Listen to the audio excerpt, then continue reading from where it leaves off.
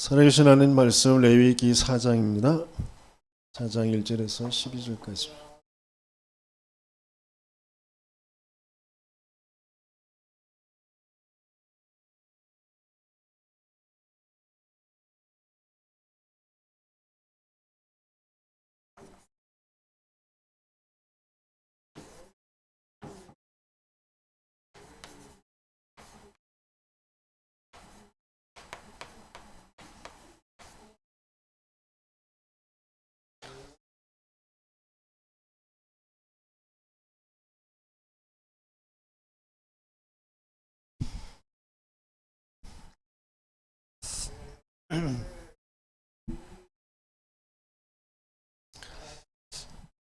우리 1절에서 3절까지 읽고요. 20절, 21절 우리 읽도록 하겠습니다. 같이 읽습니다. 여호와께서 모세에게 말씀하여 이르시되 이스라엘 자손에게 말하여 이르라.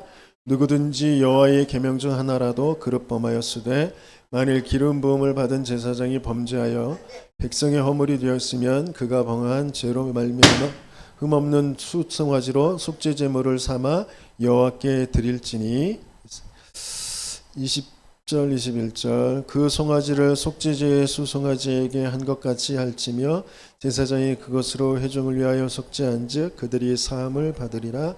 그는 그 송아지를 진영 밖으로 가져다가 첫번 송아지를 사름같이 불살을지니 이는 회중의 속죄제니라. 전체 다 읽어야 되는데요. 속죄 제물에 대해서 우리 같이 좀 나눠야 되겠습니다.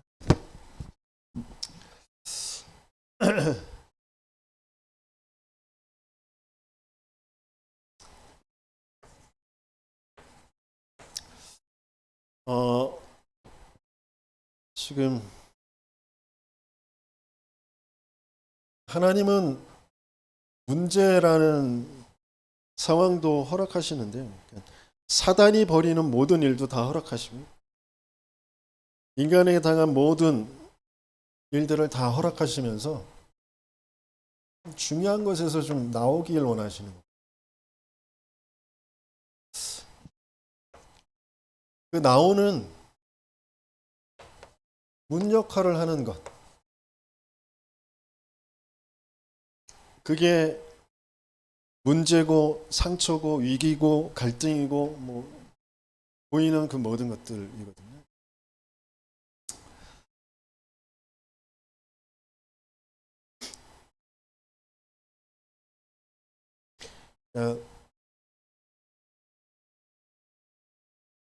이 보여지는 것들 속에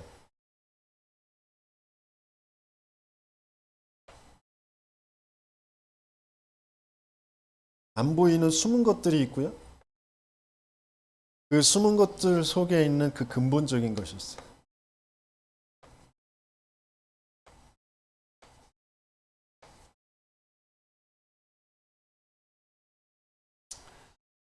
대부분 여기에서 머물고 있어요. 보이는 것과 숨겨져 있는 것.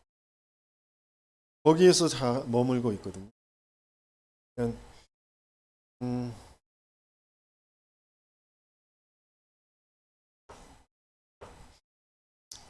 사람들은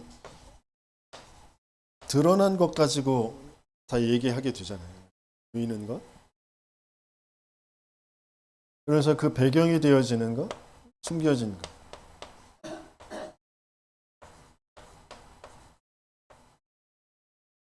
이것 가지고 다 얘기하거든요.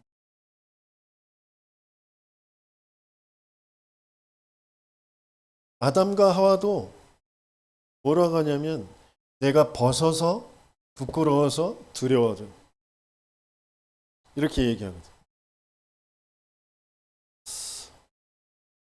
또 욥은 평상시에 내가 두려워하던 거, 무서워하던 것이 내게 미쳤구나. 이렇게 얘기하거든요.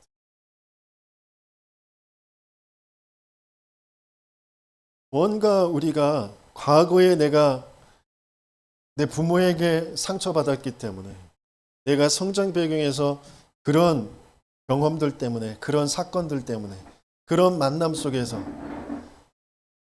내가 억눌리고 뭔가 그래서 지금 내가 이럴 수밖에 없어 라고 얘기한단 말이에요.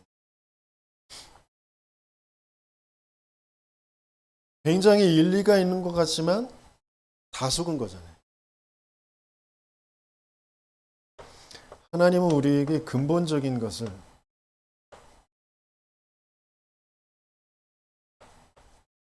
회복하길 원하신다면,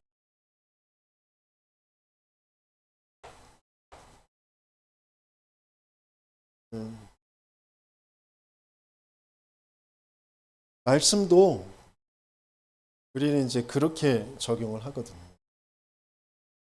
네, 지금 우리가 세 가지 제사를 받잖아요.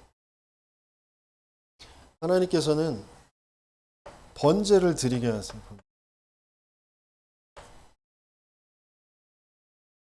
근본적인 것, 나에서 빠져나올 수 있도록, 사단과 죄와 지옥의 배경에서 멸망할 수밖에 없는 나에게서 빠져나오도록 그 길을 열어주셨거든. 그러면서 화목제, 하나님과 통하지 않는 내 중심에 오래된 그 동기가 있거든요. 상처가 있거든요. 그게 하나님과 맞아야 된단 말이에요. 그래서 화목제. 그래서 지금 드러난 잘못을 가지고 속죄제를 드리게 하세요. 그걸 다 뭘로 드리냐면 피 흘려서, 희생 제물, 그 피를 흘려서 드려요. 그러니까 그 얘기 뭐냐면 드러난 것도 숨겨진 것도 근본적인 모든 것이 다 그리스도가 아니면 답이 안 나는 그 인생으로 지금 끌고 가시고 계신 거란 말이에요.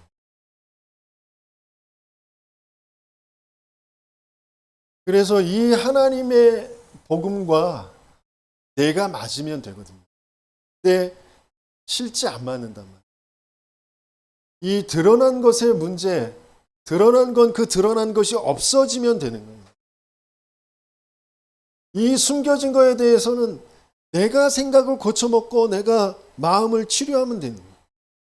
뭔가 자꾸 그렇게 가거든요. 이 근본적인 거, 사단, 죄, 지옥, 이건 내게 해결할 수 없으니까 이건 그리스도가 맞아. 맞아. 그런데 실제 내 삶 속에서는 여기에 그리스도가 발견이 안 되거든요. 근데 그게 사단에게 속은 문제다라는 게 진짜 인정이 돼야 된다. 사단이 나를 하나님 믿지 않고 하나님 떠나도록 한 그 상태에서 태어났기 때문에 근본 불신앙을 가지고 모든 내가 경험한 모든 것을 그 근본 불신앙을 가지고 받아들일 수밖에 없었던 내 인생이었구나. 그게 내 오래된 내 가치관, 내 생각의 틀, 내 삶의 패턴이 되어져 있구나. 그게 근본 문제에서 온 것이구나. 사단이 장악한 것에서부터 온 것이구나가 진짜 인정이 되어져야 된다. 그래야 나 자신에게 낙심하지 않아요. 다른 사람을 볼 때 낙심하거나 원망하지 않는다니까요.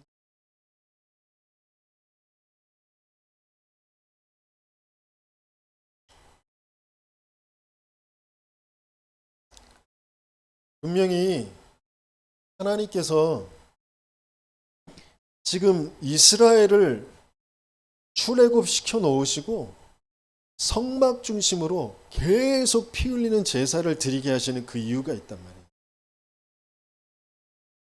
근데 그 이유는 히브리서 10장 우리 한번 찾아보겠습니다.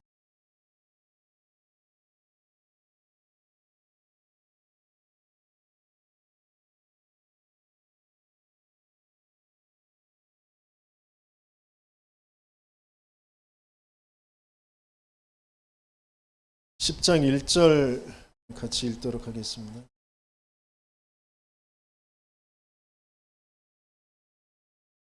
율법은 장차 올 좋은 일의 그림자일 뿐이요 참 형상이 아니므로 해마다 늘 드리는 같은 제사로는 나오는 자들을 언제나 온전하게 할 수 없느니라.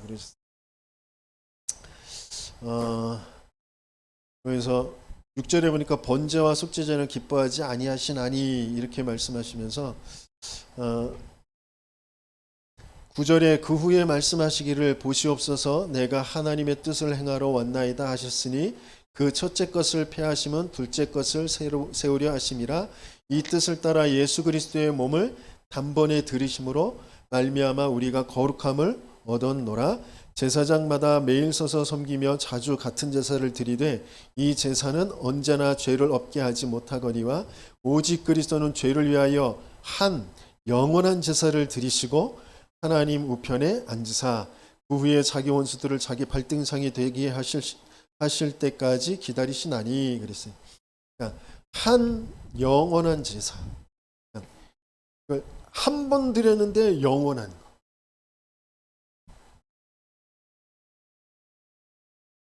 그러니까 속죄제, 화목제, 번제 이게 다 뭘 알라고 하시는 것이냐? 그리스도가 영원히 완전히 단번에 끝내놓으신 그 비밀, 그걸 알라고 계속 지금 드리고 있는 거거든요. 그러니까 왜 예수가, 곧 왜 하나님이 인간의 몸을 입고 이 땅에 오셔서 죽어 주셔야만 됐는지, 그리고 다시 살아나시고 성령으로 우리와 함께 하신다라는 게 무언지 그걸 진짜 알아야 복음과 내가 맞게 되어지거든요. 그러니까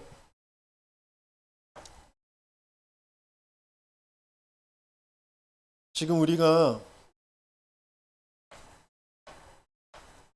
예배를 드리는데 계속 그리스도를 말하는 예배를 드리는데 예배를 드리러 올 때 이미 어떤 면에서는 응답을 받고 와야 여기서 또 다른 하나님의 응답을 확인할 수 있게 되어지는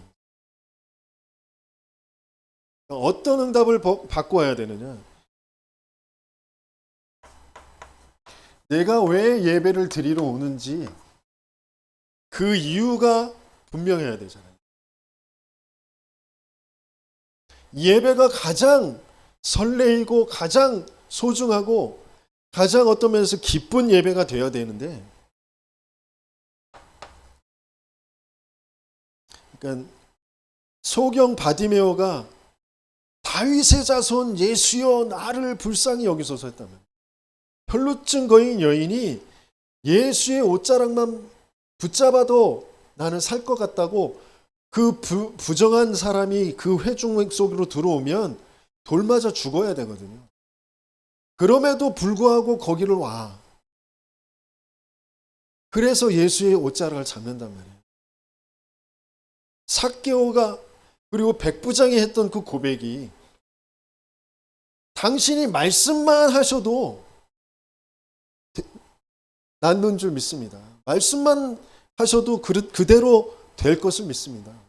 그러잖아요. 그러니까 그 전체를 두고 정말 우리가 예배 전에 가져야 될 그게 뭐냐? 절대 불가능. 이게 내가 가져와야 될 예배 전에 받을 응답이라니까. 모든 인생은 나는 절대 불가능이에요. 그게 예배 전에 내가 가지고 와야 될 응답이에요. 아무 가치도 없고 존재도 아니었던 티끌 같은 그런 나를 하나님이 영원히 함께 하려고 하나님의 형상으로 만들어 생기를 불어넣어서 생명이 되게 하셨단 말이죠. 우리는 자랑할 것이 아무것도 없어요. 아무 존재도 아니었어. 가치도 없었어. 그걸 하나님이 최고의 가치 있는 존재로, 영원한 존재로 만들어 놓으셨단 말이에요. 영원히 함께 하십니다. 그래서 모든 삶 자체가 에덴이라니까요. 모든 만남이, 가정인데 업이, 모든 내게 벌어진 모든 내 개인의 삶이 에덴이 하나님께 영광 돌릴 것, 그거예요. 그런데 이걸 몽땅 잃어버렸어. 사단의 거짓말로. 네가 하나님처럼 되는 거야. 네가 가치 있어. 넌 가치 있는 존재야. 넌 소중한 존재야. 너 인정받아야 돼. 너는 보호받아야 돼. 너는 성공할 수 있어. 넌 잘 될 수 있어. 뭔가 그런 걸로 딱 바꿔놨어. 하나님 없이, 하나님 말씀 떠나서 딱 사단이 속여놨잖아요. 거짓말로. 그것 따라서 갔기 때문에 모든 사람이 죄를 범해 하나님의 영광에 이르지 못하더라. 영원한 지옥 배경에 하나님 없는 그 속에서 하나님 떠나서 살게 됐다. 여기에서 우리가 출생했어요.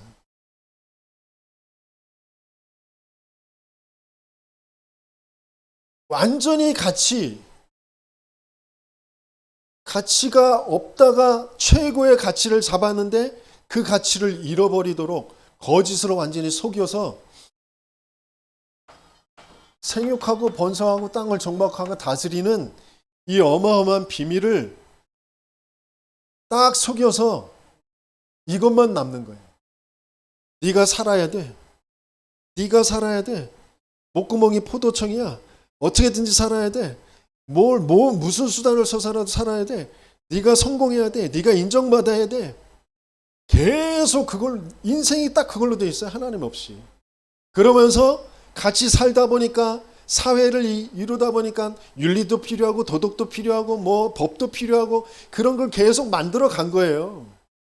인간이 세상을 살아가다 보니까 이렇게 살아야 되고 저렇게 살아야 돼. 이게 그래도 같이 많이 살아가는 거야. 그러면서 만드는 것이 모든 제도들이에요.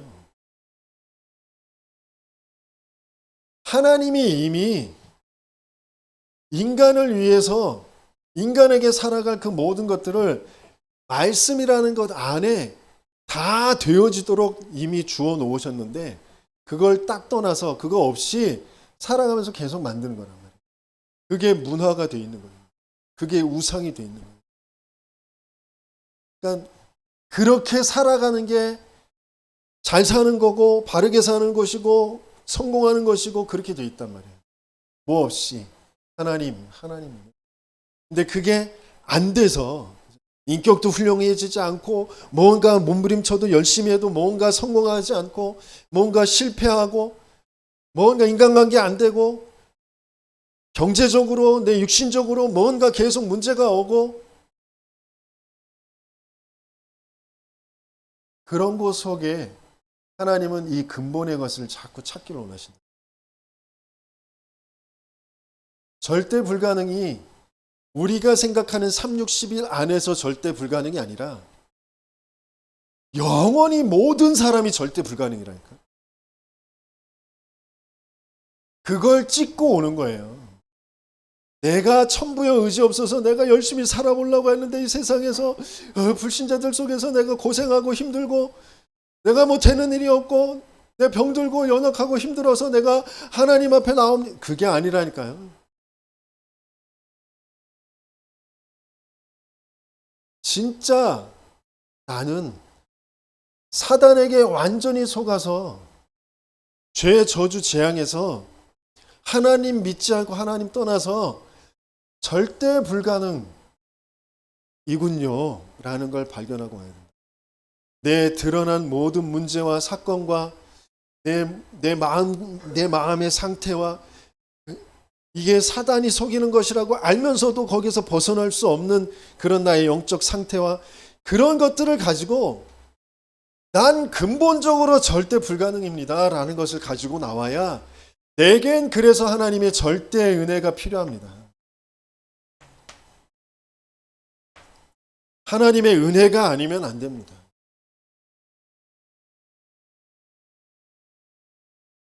하나님은 그 은혜로 하나님은 절대 사랑을 우리에게 알게 하시는 거예요. 그래서 내가 인간의 모습을 하고 육신을 입고 이 땅에 와서 하나님인 내가 멸시당하고 고통당하고 수치당하고 완전히 조롱거리가 돼서 너희들을 위해 피 흘려 죽어줌으로 그 문제를 완전히 끝낼 것이다. 우리가 아직 죄인 되었을 때에 그리스도께서 우리를 위하여 죽으심으로 하나님이 우리에 대한 자기의 사랑을 확증하셨느니라. 그 은혜로 인하여 믿음으로 말미암아 그 이름, 그 사랑을 믿을 때 우리는 구원을 받는 거잖아요. 우리가 자랑할 것이 아무것도 없어요. 육신에 자랑할 것이 없어요. 그 믿음 또한 우리에게 주신 선물이라고 그랬어요. 그 육신으로 자랑치 못하게 하려 하십니다. 우린 절대 불가능하니까. 그걸 확인하고 이 예배에 오는 거예요.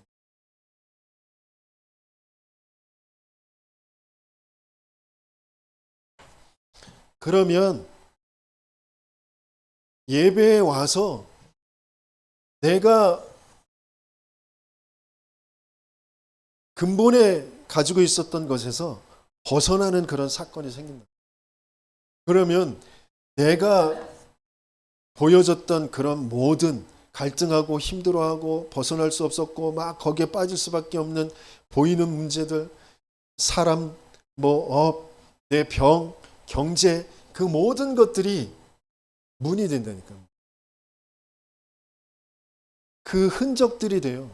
발자취가 돼요. 그래서 아직도 그 속에 있는 사람들을 살리려고 왔다 갔다 할 수 있게 돼요.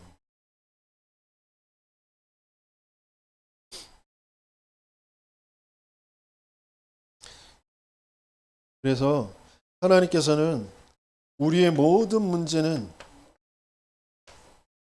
전부 답이 되게 해요. 특별히 그 가정 가문에서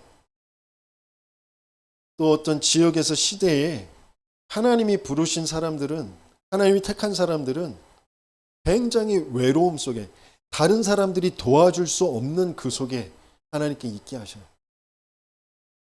그게 하나님과 함께를 누리는, 모든 사람들 속에서 임마누엘을 누리는, 모든 사건과 일들 속에서 원네스를 정말 누리는 그 문이 되어지는 거예요. 다른 사람과 말을 할 수가 없다니까, 의논할 수가 없다니까. 나 혼자 정말 외로움 속에, 슬픔 속에, 뭔가 그 답답함 속에 딱 갇혀 있게 하셔요. 왜? 인생의 문제는 유일한 문제예요.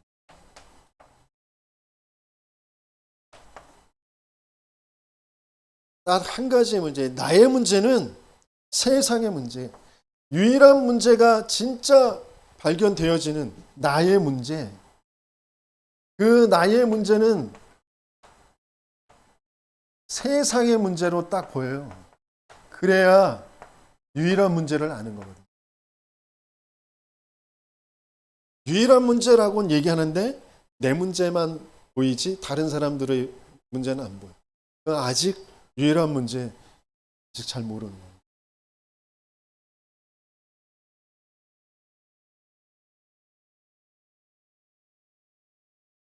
인생이 진짜 근본의 것을 잃어버렸고 그 속에서 완전히 사단에게 장악된 상태에서 태어나서 허물과 죄로 죽어있던 너, 그게 진짜 발견되어져요. 에스겔의 그 골짜기에 마른 뼈다귀, 죽은 뼈다귀, 마른 뼈다귀처럼 돼 있는 죽어있는 상태, 그게 진짜 보여야 돼요.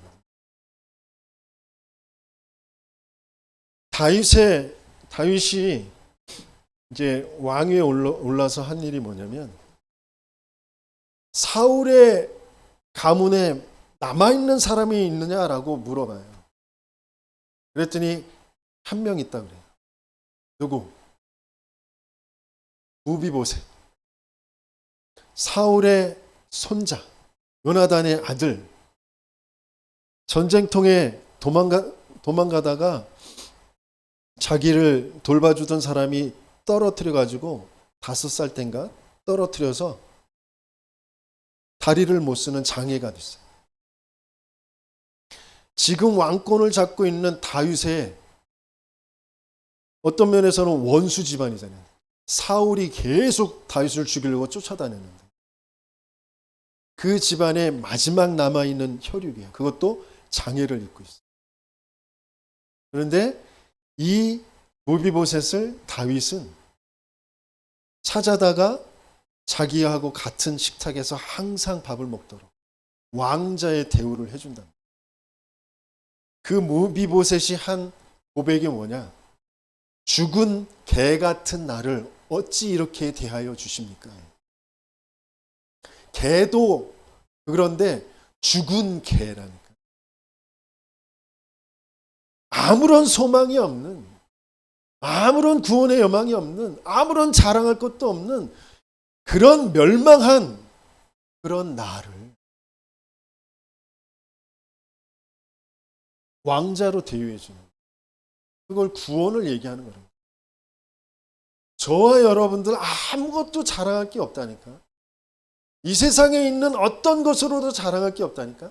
내가 과거에 조금 가지고 있었던 뭐 돈, 건강, 인격, 뭐 학벌, 그런 게 자랑거리가 될 게 아니라니까요. 죽어버렸던 개 같은 존재라니까요. 완전 마른 뼈다귀가 돼 있는 그런 존재였다니까. 거기에 영원한 생명을 불어넣어 주신 거라니까. 영원히 함께 하시는 하나님 자녀의 신분과 권세를 회복하여 주신 그 구원을 주셨다니까. 근데 도무지 이게 내게 안 돼. 왜? 내가 인생의 문제를 잘못 알고 있기 때문에. 내가 지금 고통하고 고민하는 문제가 돈의 문제가 아니라니까. 건강의 문제가 아니라니까. 인간관계의 문제가 아니에요. 내가 혼자 있는 그 외로움이 아니라니까. 다른 사람들이 나를 무시하는 그 모욕감이 아니라니까요. 죽어버린 내가 안 보인다니까. 내가 어디에서 구원받았는지가 안 보여요. 사단은 지금 나를 어떻게 지금 끌고 가고 있는지가 안 보인다.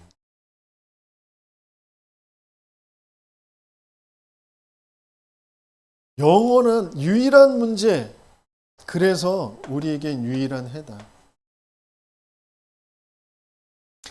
내가 여기에 진짜 답이 나면 세상에게 답을 줄 수가 있어요. 이게 세상에게 필요한 답이기 때문에. 근데 내가 지금 다른 사람들한테 답을 줄 수 없어. 그 사람의 고민과 그 사람이 지금 당하고 있는 사건과 그런 것 속에 내가 답을 줄 수가 없어. 왜? 그 사람에게 필요한 게 그리스도로 안 보이기 때문에. 나도 그 사람이 가지고 있는 고민, 그 사람이 없는 거 그대로 없고 그대로 그게 힘들다고 생각하니까 내게 필요한 건 돈이고 건강이고 뭔가 성공이고 그거라고 생각하고 그 사람에게도 그게 필요하다고 생각하니까 답을 줄 수 없는 거예요. 죄수가 됐어도 답을 줄 수 있는 거고, 멸망, 실패했어도 답을 줄 수 있는 거고, 병들었어도 답을 줄 수 있는 게 유일한 문제, 유일한 해답, 그걸 바르게 하는 거래요. 근데 내가 이게 안 돼요. 그래서 예배 전에 절대 불가능과 문제와 답을 우리는 질문하고 확인하고 보는 거예요. 그런데 내가 지금 거기에 답이 없습니다. 하나님, 내가 정말 문제를 잘 모르겠어요. 진짜 답을 잘 모르겠어요. 지식으로는 아는데 내 가슴으로, 내 영혼으로 그게 안 와요. 그러면 그것 가지고 와서 하나님 앞에 예배 드리는 거예요. 그리스도 붙잡는, 그리스도 말씀 듣는 예배를 드릴 때 하나님께서 성령으로 역사하시는 거죠.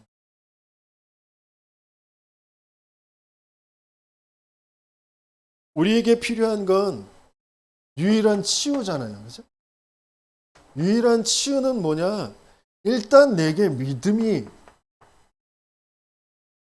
진짜 그리스도를 믿는 이 복음이 믿어지는 하나님의 말씀이 믿어지는 믿음이 생겨야 되잖아요. 근데 그 믿음이 안 생겨요. 그래서 계속 왜 예배를 드려야 되냐? 왜 그리스도만 강조하는 그 예배가 필요한 거냐? 믿음은 들음에서 나고 들음은 그리스도의 말씀으로 말미암느니라. 예배가 아니면 안 된다니까요. 히브리서 4장 12절 하나님의 말씀은 운동력이 있대요. 활력이 있대요. 좌우의 어떤 날선 검보다도 예리해서 영과 혼과 간절과 골수를 찔러 쪼개기까지 하고 내 마음과 생각을 감찰하신대요. 내 마음과 생각이 계속 사단에게 속아서 끊임없이 육신적인 것으로만 모든 것을 볼 수밖에 없는, 거기에 붙잡힐 수밖에 없는 내 영적 상태를 바꾸는 건 하나님의 말씀이 들려져요. 어떤 말씀? 그리스도의 말씀이. 보혜사 아버지께서 내 이름으로 보내실 성령, 그가 너희에게 깨닫게 하신대요. 뭘? 그리스도의 말씀을 기억나게 하시고 깨닫게 하신대요. 그럴 때에 우리에게 세상이 주지 못하는 그런 평안을 우리에게 주신대요. 그래서 왜 예배에 와야 되는지, 예배의 이유가 알아져야 예배에 와서 예배 응답을 받을 거 아니에요.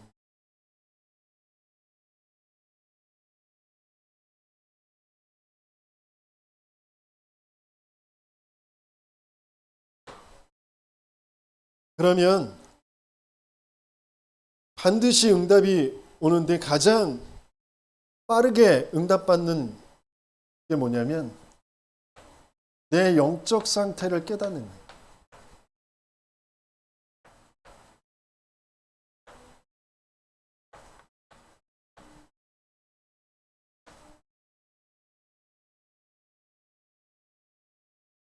다른 때 뭐 응답이라고 여기는 그 모든 것들은 응답이 아니에요. 진짜 응답이 아니고 내 영적 상태를 깨달을 때 내 영적 상태를 확인하는 게 응답이고요. 그 확인된 다음에 또 하나님께서 주시는 응답이 있어요.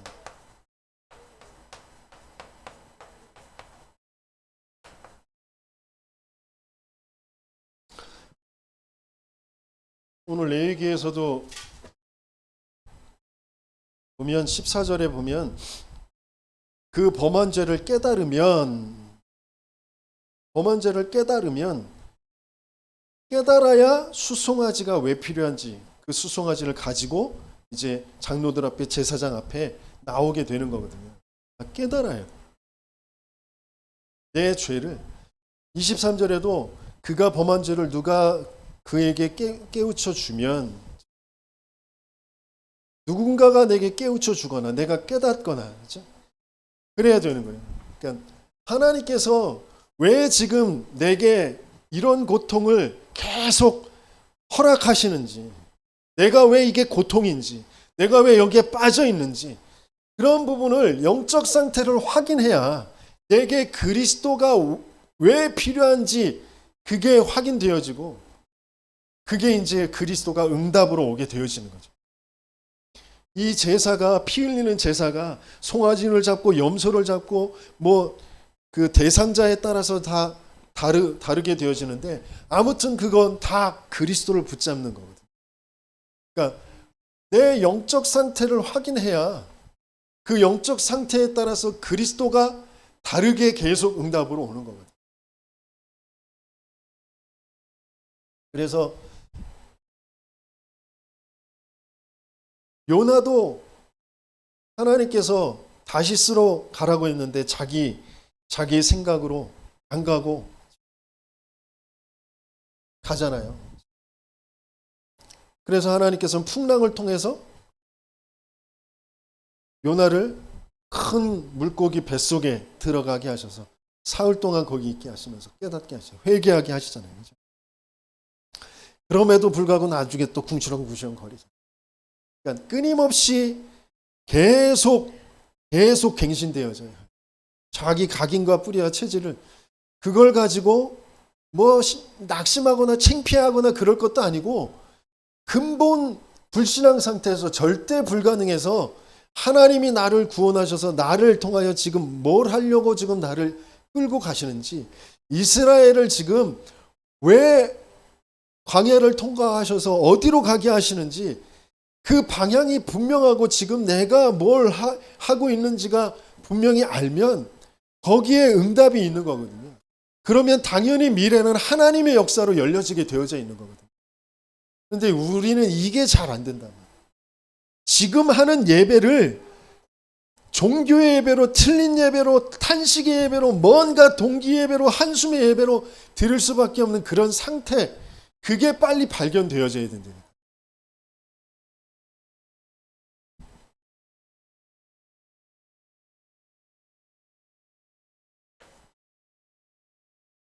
그래서 누가복음 15장에 보면 탕자의 비유가 나오잖아요.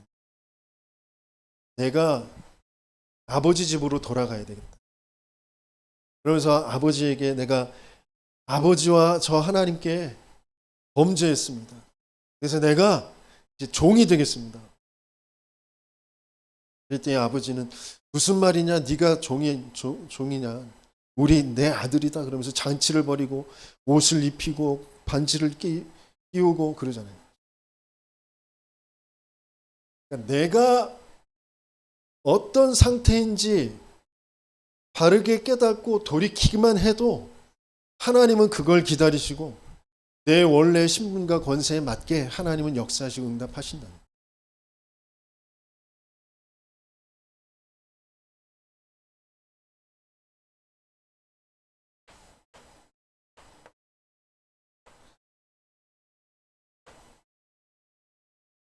어디에서 깨달아야 되냐면 피언약 속에서, 그러니까 그리스도 속에서 3절에서부터 7절까지 보면 제사장의 잘못이에요. 제사장. 15절에서 16절 보니까 회중의 잘못이에요. 23절엔 족장이 죄를 범했을 때, 28절에 보니까 일반 평민이 잘못했을 때, 모든 사람은 다 드러난 문제가 다 있을 수밖에 없어요. 다 잘못을 할 수밖에 없어요. 그렇죠? 그래서 그걸 가지고 손가락질 할 게 아니란 말이에요. 드러난 문제, 그 드러난 문제에는 숨은 배경이 있어요. 그들 나름대로 가문과 가정과 성장 배경에 있는 그 부분이 있단 말이에요. 그런데 그것보다 더 중요한 건 그게 상처가 될 수밖에 없고 거기에 영향받을 수밖에 없는 사단이 장악한 근본의 영적 문제, 영적 상태라는 게 있는 거란 말이에요. 이걸 알아야 어느 누구가 실수를 해도 거기에 대해서 막 손가락질하고 욕하고 막 그러면서 그들을 핍박하고 그럴 게 아니라 피한 약속. 저들에게도 번제와 화목제와 속죄제가 필요해요. 그것을 함께 드리면서 이 언약의 공동체, 피언약의 공동체, 그리스도의 공동체, 교회로 세워져 가는 겁니다. 그래서 그 피언약 속에서 성막 공동체,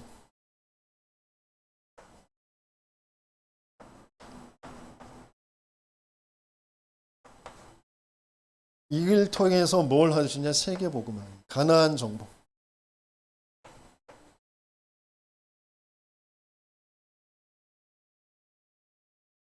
우상으로 가득한 그 가나안을 정복하는 거거든요.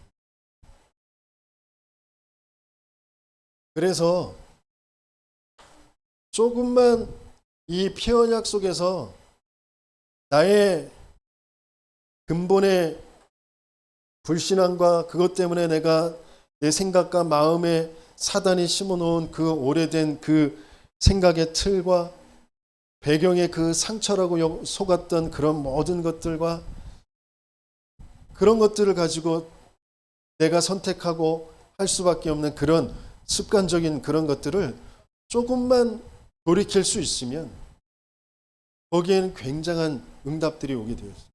축복의 발판이 되어지는 것이죠. 그래서 그걸 뭐라고 하냐면 갱신이라고 해요. 그 갱신 속에는 회개가 분명히 들어가요. 그 갱신 속에는 중요한 인생의 문제에 대한 것과 그 답이 들어있고 그 치유가 들어가 있는 거죠.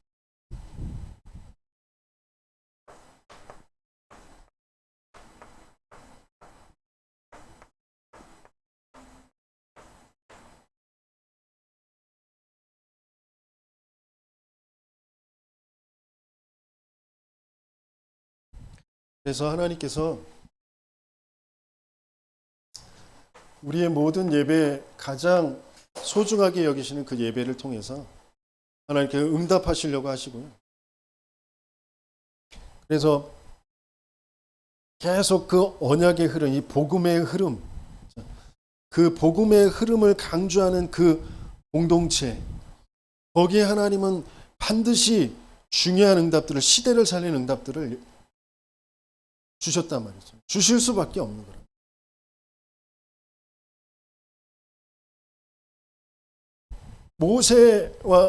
모세와 여호수아, 갈렙이 이끌었던 이 성막의 공동체를 통하여서 하나님은 중요한 출애굽과 가나안 정복의 그런 역사를 분명히 이루셨죠. 또 사무엘과 다윗, 그 피언약을 다시 회복하는 그 사무엘의 미스바 운동을 통하여서 전쟁에 그치는 응답을 하나님께서 허락하셨단 말이에요. 아무리 극악한 악독한 아합과 이세벨이라도 하나님께서는 갑절의 영감, 그 우상시대와 그 우상시대를 이길 수 있는 비밀인 그 그리스도의 언약을 붙잡은 엘리사를 통하여 도단송 운동을, 싸우지 않고 이기는 그런 도단송 운동을 또 하게 하신답니다. 아무리 핍박의 시대고 모일 수 없는 그런 시대라도 하나님께서는 마가다락방에 아무 힘없는 사람들인 것 같지만 정말 그리스도와 그 부활의 그 하나님 나라의 그 비밀, 거기에 집중하고 거기에 미션을 받은 사람들이 모였을 때 거기에 시대를 살리는 성령의 역사를 부어주실 수밖에 없는 거란 말이에요. 그래서 하나님께서는 예배를 통하여서 나를 벗어나길 원하세요.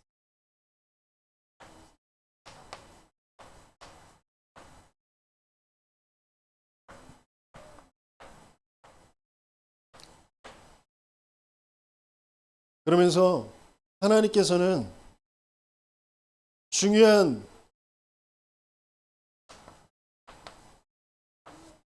교회, 이 교회의 축복을 누리기를 원하세요.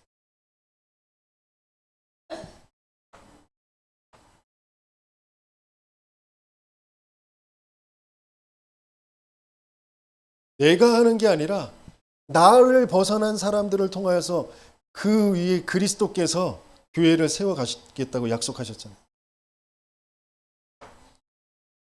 그러면 여기에서 벌어지는 모든 일과 사건과 또 여기에 하나님께서는 업을 가지고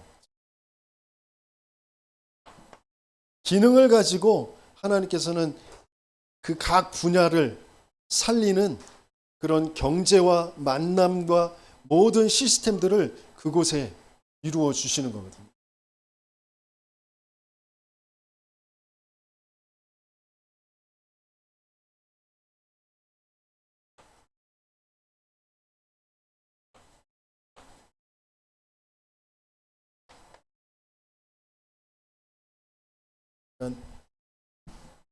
이 예배가 살아나게 될 때 내 개인이 그리고 교회가 그리고 내 업을 통하여서 현장이 살아날 수밖에 없게 되어집니다. 그래서 간단을 통하여서 선포되어진 그 말씀이 다 개인과 맞아지는, 정말 그 교회에 지금 여러 가지의 그 목회자와 또 교회 전체의 지금 방향이 어떻게 되어져 있는지 거기에 내가 그 바른 기도 제목을 가지고 기도할 수 있고, 그리고 내 업을 내 현장에 그것을 가지고 조금만 기도하면서 하나님이 주시는 응답을 가지고 전달할 수 있다면 굉장한 하나님의 역사가 그곳에서 이루어지게 됩니다. 이걸 너희 몸을 거룩한 산 예배로 드려라, 산 제사로 드려라.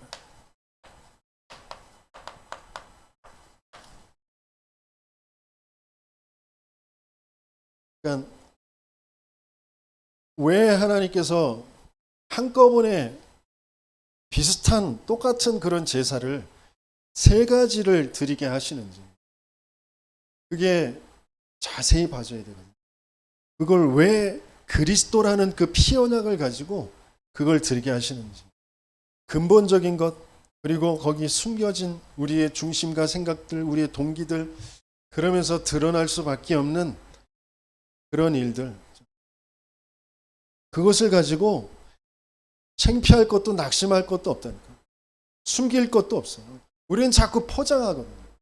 뭔가 숨기거든요. 그 자체가 지금 중요한 걸 모르는 거라니까. 누구나 다 똑같은 문제예요. 그래서 숨길 것도 없어요. 창피할 것도 없어요. 오히려 드러내놔야, 같이 그것을 두고 기도해야 교회 공동체에서 그게 치유가 일어난다니까. 진짜 것이 정말 내 것으로, 성령의 역사로 내 것으로 되어진다니까. 내가 자꾸 숨기고 포장하고 아닌 것처럼 하고 성령의 역사 일어날 수가 없다니까. 사단이 내 생각을 계속 붙잡고 끌고 가요.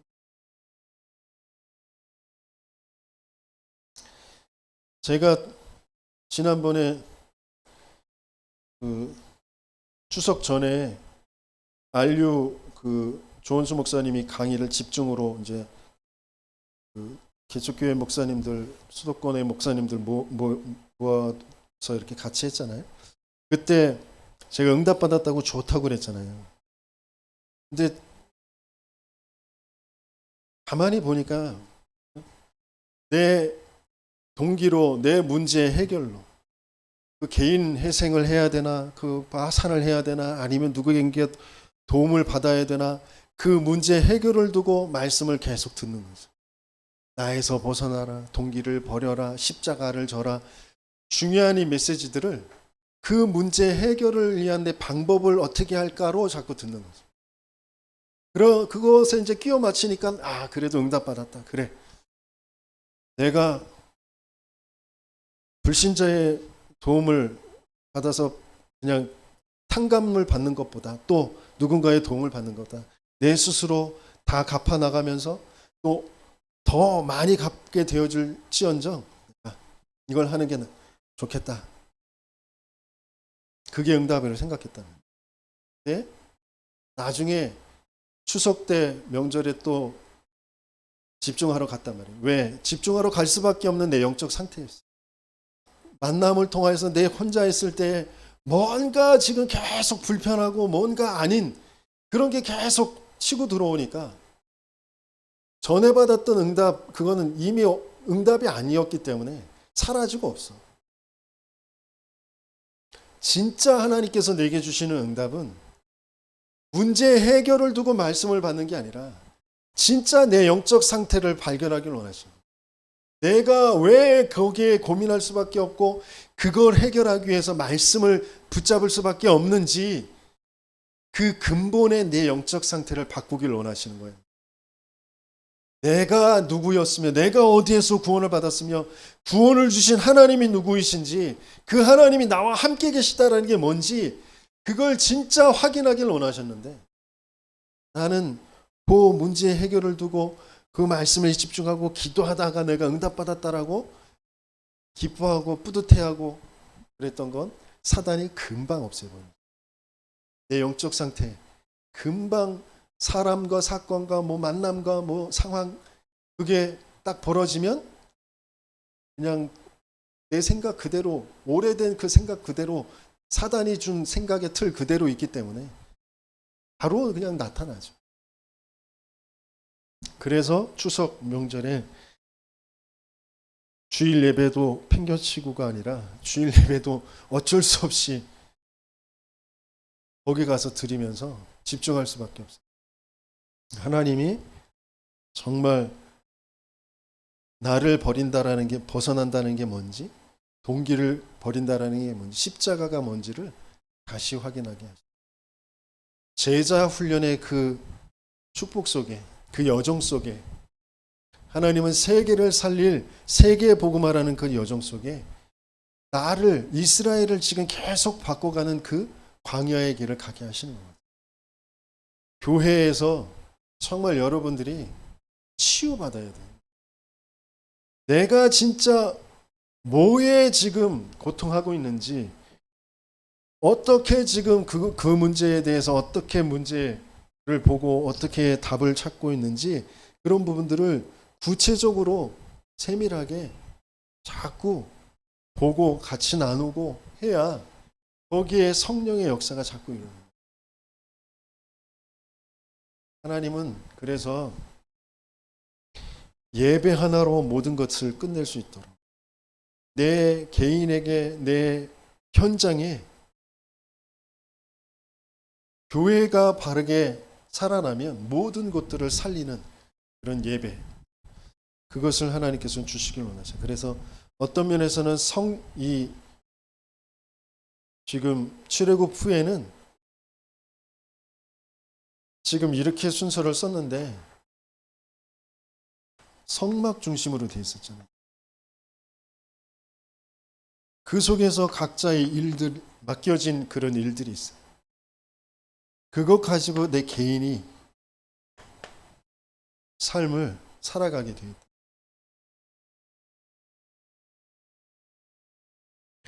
그래서 하나님께서는 정말 그리스도가 뭔지, 복음이 뭔지, 그것을 말하는 교회가 뭔지, 그것을 두고 하나님이 내게 주신 일이 뭔지, 업이 무엇인지, 직분이 무엇인지,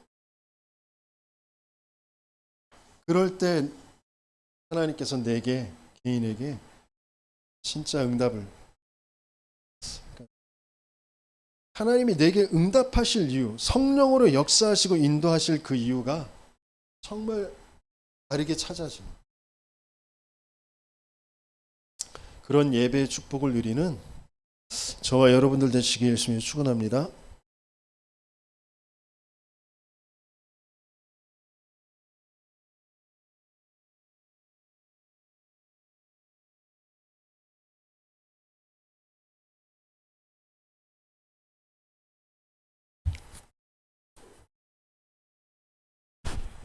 (150장) 찬양.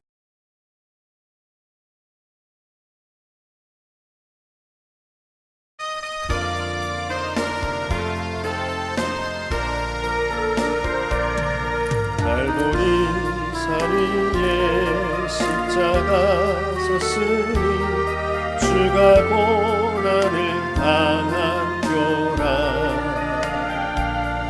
험한 십자가를 내가 사랑하는 주가 보혈을 흘리리라.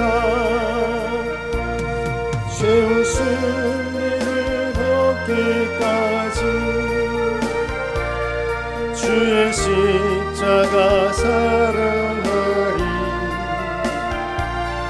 빛나며 유감 받기까지 험한 십자가 붙들겠네. 멸시천대 받은 주의 십자가에 나의 마음이 끌리도다. 귀한 어린 양이 세상 죄를 지고 험한 십자가 지셨도다. 죄 웃을 일은 없기까지